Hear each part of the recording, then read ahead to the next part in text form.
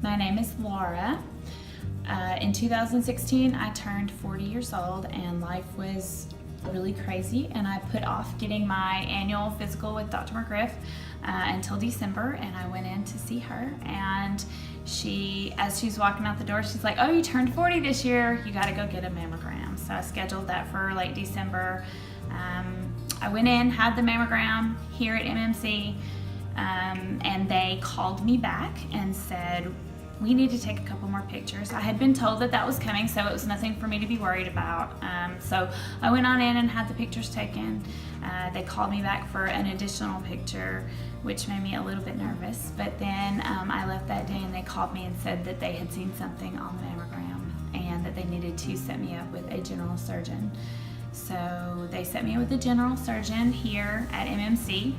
Dr. Horowitz met with my husband and we sat down, and he took a lot of time and a lot of care. He was wonderful. He walked through every step of the way, and he ended with, 80% of the time this is nothing, but 20% of the time it's something, and we want to be sure that we know what it is and we deal with it appropriately. So I left that day, came back for a biopsy here at MMC, and after the biopsy came back, Dr. Horowitz called me and let me know that I had breast cancer. I had non-invasive DCIS in the left breast.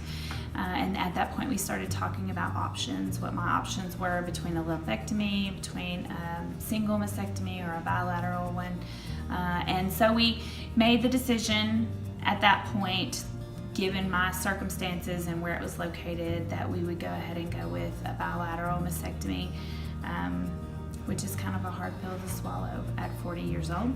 And so I met with Dr. Medling, who again was phenomenal. Sat down with my husband and I, we walked through every step of the process, exactly what to expect, what his part was, what Dr. Horowitz's part was, and we scheduled the surgery for May 15th, and I had a bilateral mastectomy at that point.